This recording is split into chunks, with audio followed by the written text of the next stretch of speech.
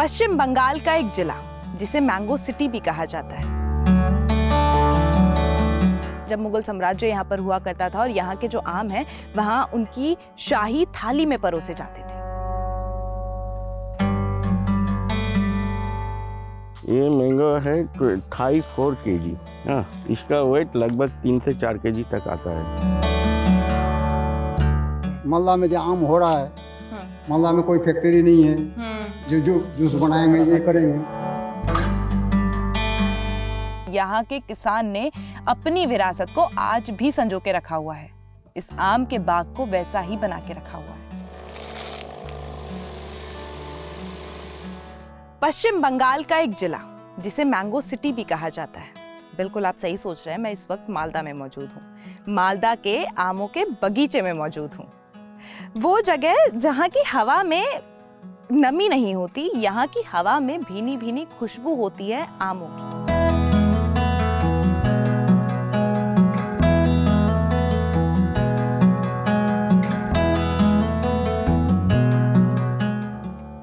ये जगह तभी से इतनी ज़्यादा मशहूर रही है जब मुगल साम्राज्य यहाँ पर हुआ करता था और यहाँ के जो आम हैं वहाँ उनकी शाही थाली में परोसे जाते थे।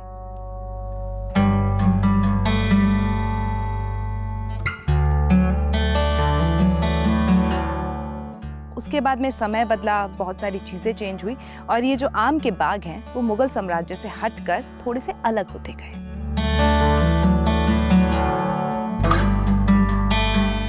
आप सभी यहीं पे किसानी करते हैं? इस बार का कैसा मौसम लग रहा है? कैसा आम होगा? है अभी बहुत अच्छा है। अच्छा है? हाँ। बारिश तो हुई है पर बारिश हुआ है एक बार, लेकिन अभी बोला नहीं जाता। ये छोटा छोटा आम है अभी। हाँ, ये रहेगा ना जाएगा बता नहीं रहे। अच्छा, मतलब अगर ज्यादा तेज हुई तो टूट भी हाँ, सकता टूट है। भी सकता है। तो मेहनत पे पानी फिर हाँ, सकता है। फिर सकता तो है। डर नहीं लगता?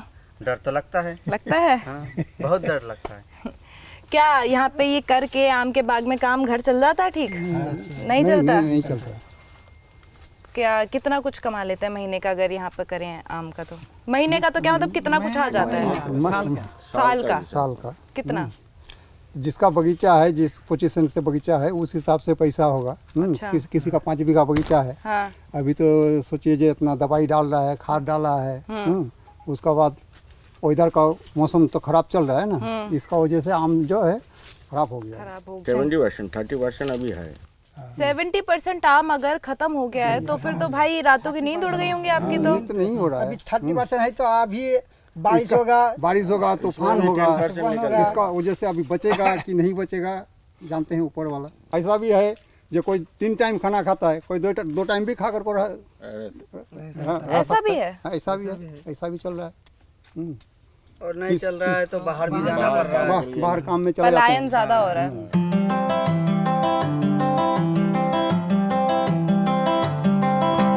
बहुत सारे आमों के बारे में ना हम सुनते हैं जनरली, लंगड़ा, अल्पेंजो, और खाने की बारी आती है तो हमें 1-2 आम के नाम ही ज़्यादातर याद होते हैं। लेकिन आज मैं आम के बाग में हूँ तो यहाँ पर कितने तरह के, कितने किस्म के आम उगते हैं ये भी जान लेते हैं और ये भी जानेंगे कि इन आमों की खासियत क्या है। तो इससे शुरू करते हैं। बहुत सारे आम यहाँ पर है, लेकिन अगर मैं इसकी बात करूँ, सॉरी ये मुझसे टूट गया गलती से, इस आम की मैं बात करूँ तो ये वाइन रेड कलर कुछ मुझे लग रहा है। इस आम का नाम क्या है? ये अरुणिका मैंगो है। ये अभी तो ये जुलाई की फर्स्ट वीक में मैच्योर होगा, जून की लास्ट या जुलाई में। इसका खासियत ये टिकाऊ मैंगो होता है। इसमें पल्प बड़ा है, कोई फाइबर नहीं होता है इसमें। तो बहुत खाने में अच्छा रहता है, टेस्ट वाइज अच्छा होता है। हाँ, ये वाला मैंगो है, ये चटर्जी मैंगो है। ये चटर्जी मैंगो है, ये साउथ बंगाल का एक वैरायटी है। ये भी बहुत बढ़िया रहता है, कलर भी रहता है इसका। हाँ, पूरा पीला हो जाएगा पकने के बाद। चटर्जी मैंगो, चटर्जी नाम से? हाँ, ये किसी विश्वनाथ चटर्जी ने किया था ये। अच्छा, ये पौधा उन्होंने कभी लगाया होगा इसलिए। का नाम तो सुना ही होगा, ये हिमसागर है। बहुत स्वीट मैंगो है, मैंने तो अभी तक इससे स्वीट मैंगो खाया नहीं। ये सॉरीकाश है ना, ये सॉरीकाश ये मई के लास्ट में पक जाएगा, पूरा लाल। ये थोड़ा इसमें खट्टी भाव है लेकिन मीठा भी है, थोड़ा खट्टा मीठा वाला स्वाद जो है वो इसमें मिलता है। इसका नाम क्या था? ये सॉरीकाश है। सॉरीकाश। इस गार्डन में मेरे 40 से ज़्यादा वैरायटी है। हाँ, जैसे कि आप आगे देखिए ये गुलाब काश है। हाँ, ये जब पक जाएगा ये पिंक और ग्रीन का एक ये आएगा, कलर आएगा। लाइट पिंक और ग्रीन वाला कलर ना, वो जो अभी मुझे इसमें नजर भी आ रहा है थोड़ा सा। जैसे कि ये मल्लिका है। हाँ, मल्लिका मैंगो का नाम भी सुना होगा आपने।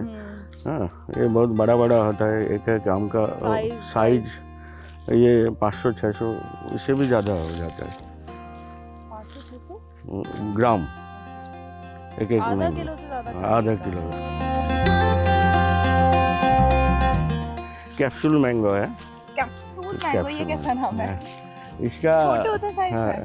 इससे बड़ा नहीं होगा ये आम। अच्छा, ये जो साइज है इससे बड़ा ही नहीं होगा? बड़ा ही नहीं तो होगा। इसको आम क्यों कहते हैं? इसको स्ट्रॉबेरी क्यों ना कहते हैं? ये 1 महीना लगेगा पकने ये के पक लिए। जाएगा हाँ। अप्रैल के लास्ट तक मानो तो। अभी जो आप देख रहे हैं ये मैंगो, ये मैंगो है 4 kg। हाँ, इसका वेट लगभग 3 से 4 kg तक आता है। 4 किलो तक? हाँ, 3 से 4 kg, इसलिए इसका नाम ही हो गया 4 kg। ओके, यहाँ पे नाम बड़े प्यारे हैं आपके जो ये बाग ये में थाईलैंड का आम है। वैरायटी है। अच्छा।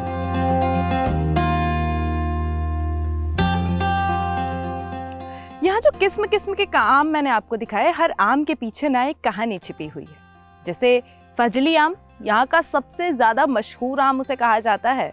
कहते हैं कि जब यहाँ पर इलेक्शन होते हैं, वोट्स डाले जाते हैं, तो उससे पहले जो इलेक्शन कमीशन है वो इस तरीके से उस वोट को डालने का प्रचार करता है कि फजली बाबू वोट डालने जरूर आना। ये फजली मैंगो यहाँ पे इलेक्शन चुनाव में भी जो आइडेंटिफिकेशन है मालदा का, फजली बाबू बोल के पुकारा। अच्छा। जो इलेक्शन कमीशन का तरफ से भी ये फजली बाबू बोल रहा है, हर आदमी को आओ और अच्छा से शांति से वोट दो।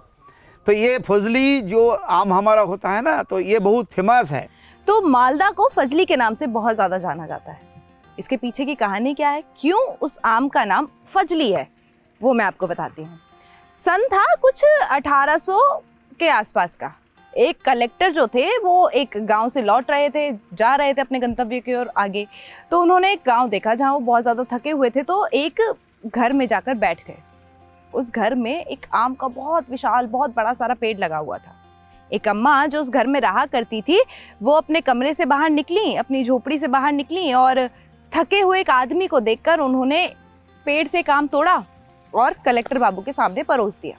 कलेक्टर बाबू ने एक निवाला खाया और उसके बाद में अम्मा से पूछा, what is the name of this fruit. अम्मा को अंग्रेजी आती नहीं थी। अम्मा को लगा कि कलेक्टर बाबू उनका नाम पूछ रहे हैं, तो उन्होंने कहा फजली बाबू, फजली बाबू। उसी समय से इस आम का नाम पड़ गया फजली।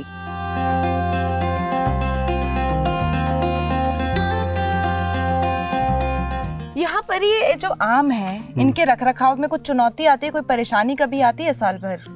नहीं, इधर कुछ नहीं आया। माने बारिश हो गया तो बारिश में आम कुछ कट गया और कुआसा पड़ रहा है, कुआसा में आम चल गया, सब नष्ट हो गया सब। कुआसा मुझे थोड़ा सा आप समझाएंगे, कुआसा क्या होता है? बारिश के साथ धुआं टाइप का मिलता अच्छा, है तो। ओस जो कहते हैं या फिर स्मोक कह लें वो। हाँ। अच्छा, ठीक है।